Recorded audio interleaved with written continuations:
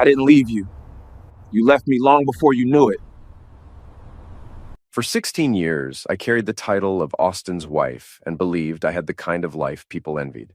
I ran my own veterinary clinic. We lived in a beautiful house, drove nice cars, and raised our daughter, Mia, who's now 14. On the outside, everything looked perfect.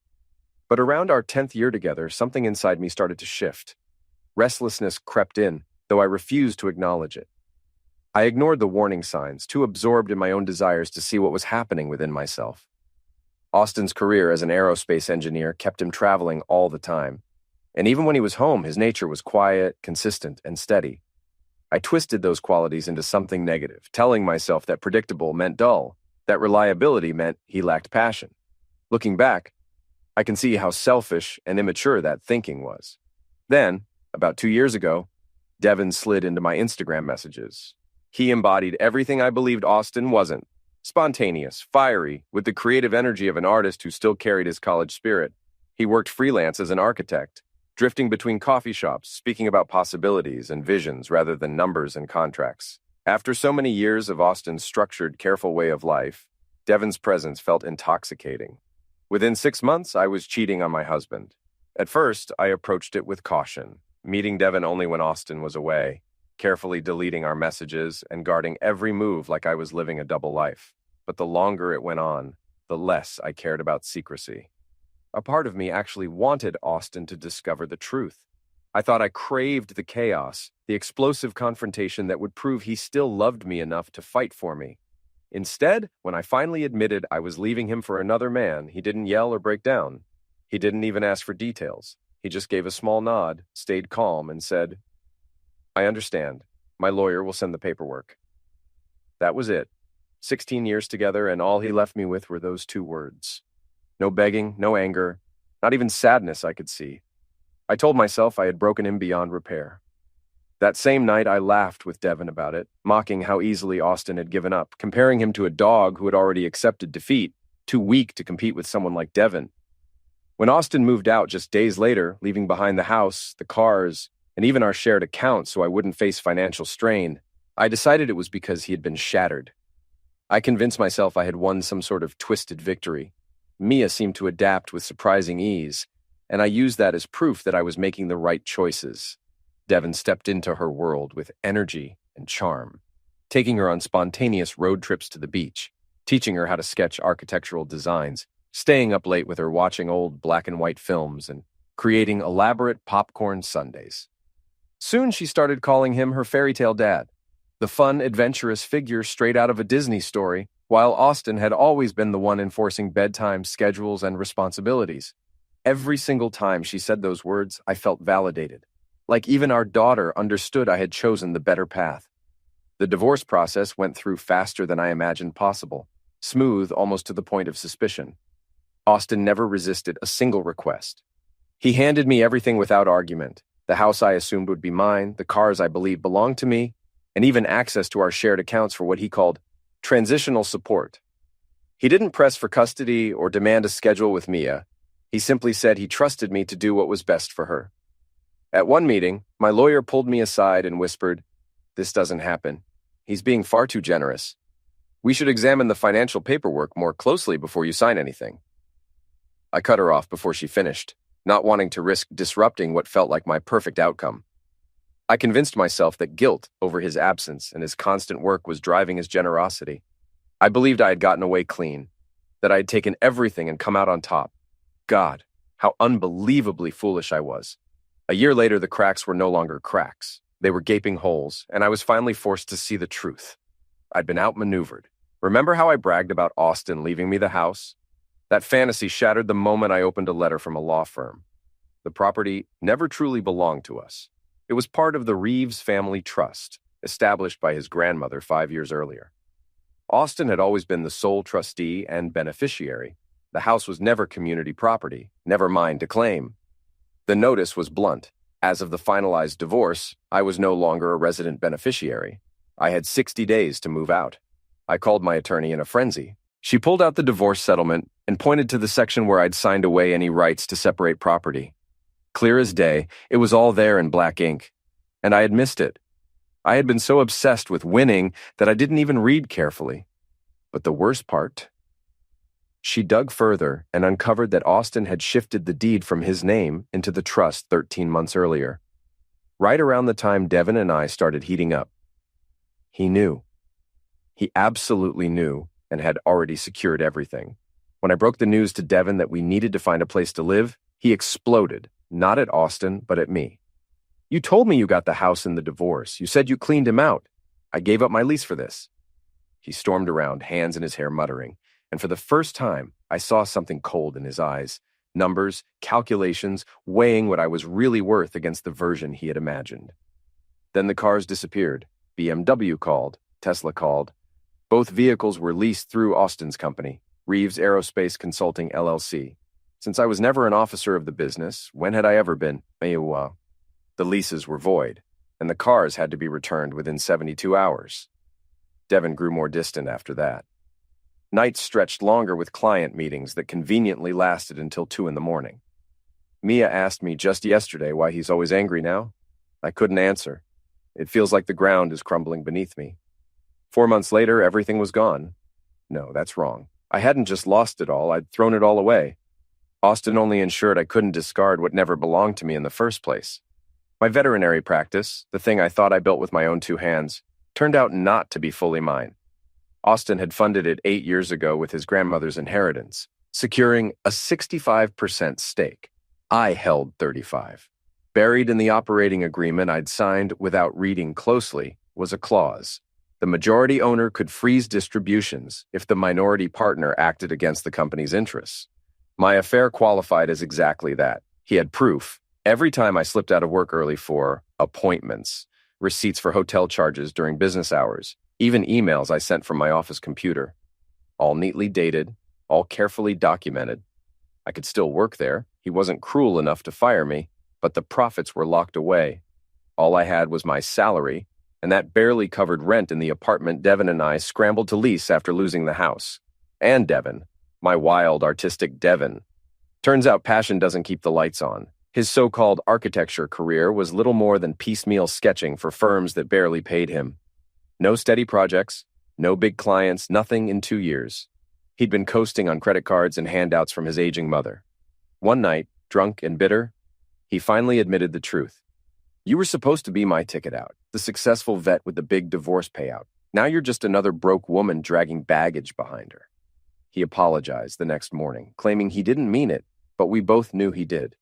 And then came the final blow. My daughter, my sweet Mia, the one who once called him her fairy tale dad, found the old messages. Not the recent ones, but the buried ones, synced on my iPad from years ago when her father was overseas working an Air Force contract and I was sending undressed pictures to Devin. The expression on her face wasn't fury.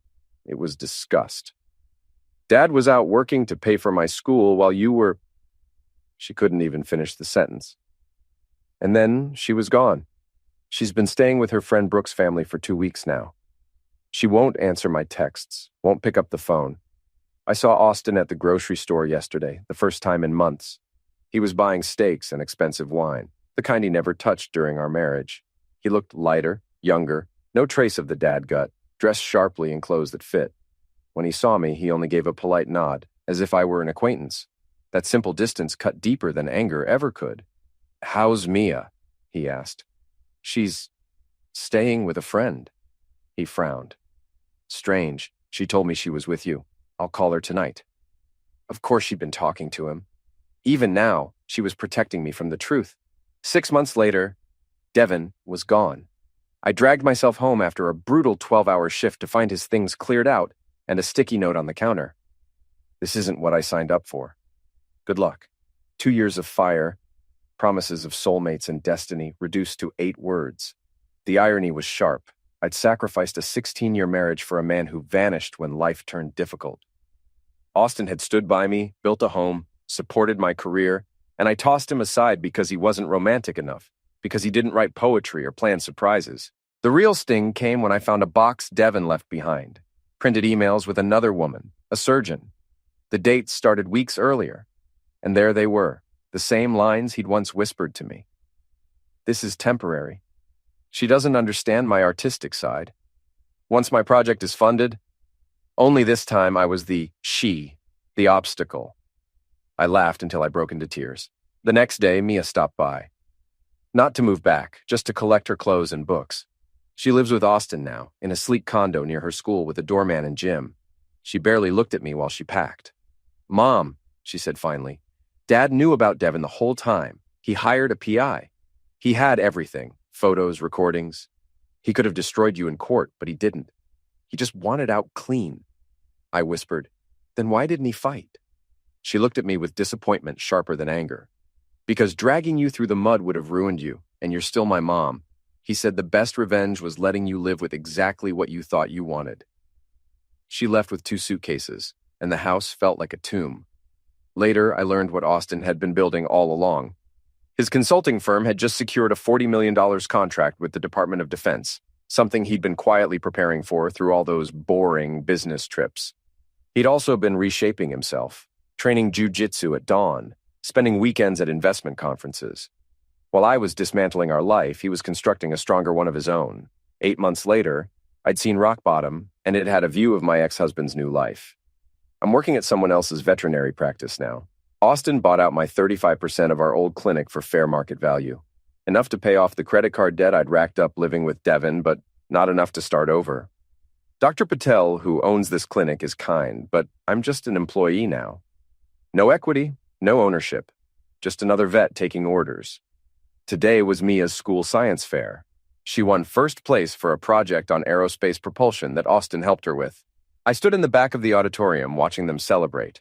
Austin in a perfectly tailored suit that probably cost more than my monthly rent, and a woman on his arm I recognized from the news.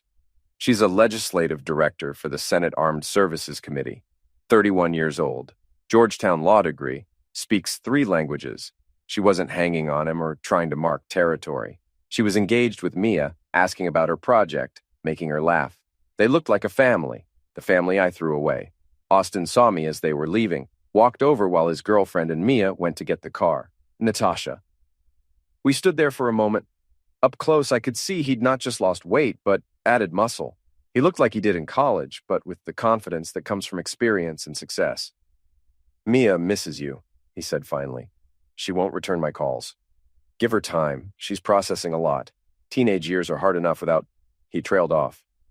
"Without finding out your mother is a cheating hooker who destroyed your family," I finished bitterly. His expression didn't change. "Without having her worldview shattered. She idolized you. That's a hard fall."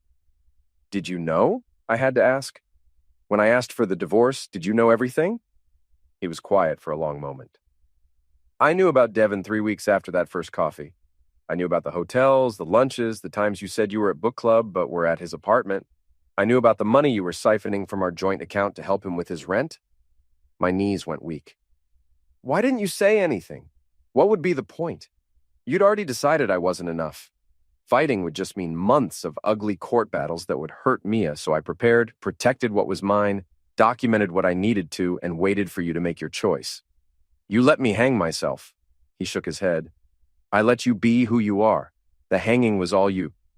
His girlfriend pulled up in a car I didn't recognize, one of those new electric Porsches.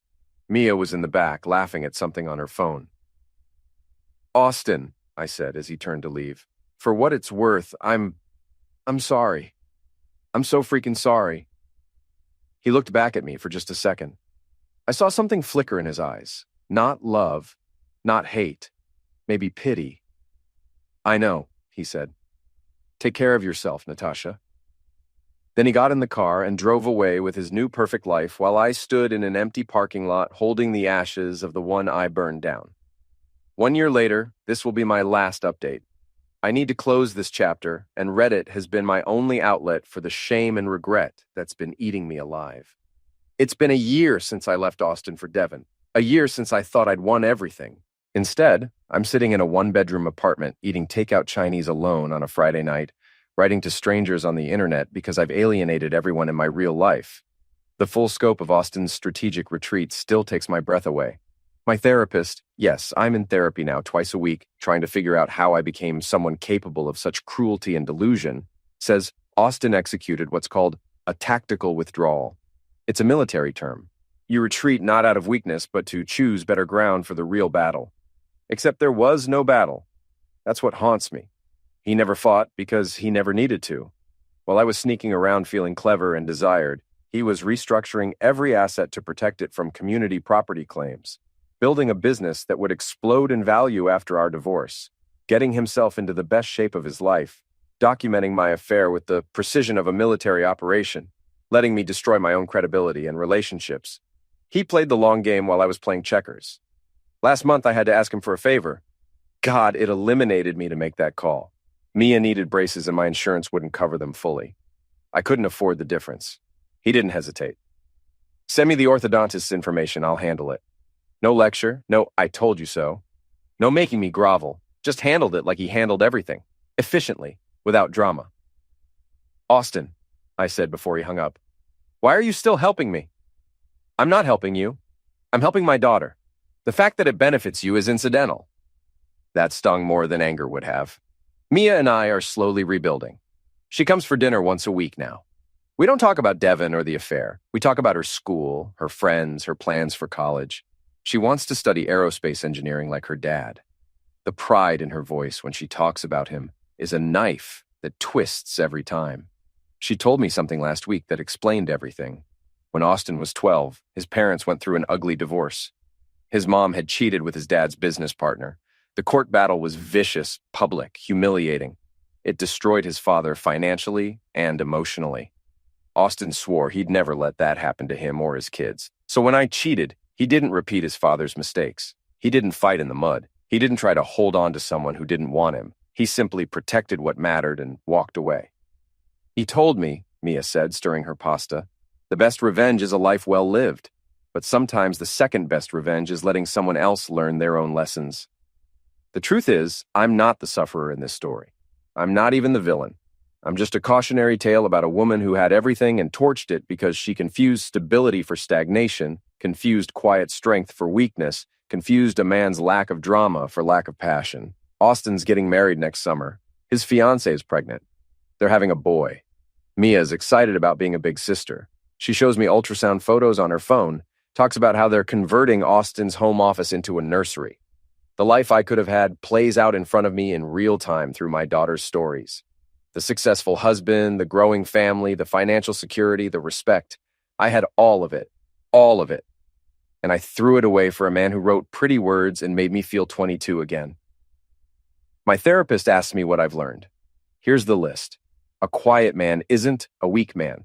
Sometimes the most dangerous men are the ones who don't need to raise their voice. Someone who truly loves you doesn't need to constantly perform that love.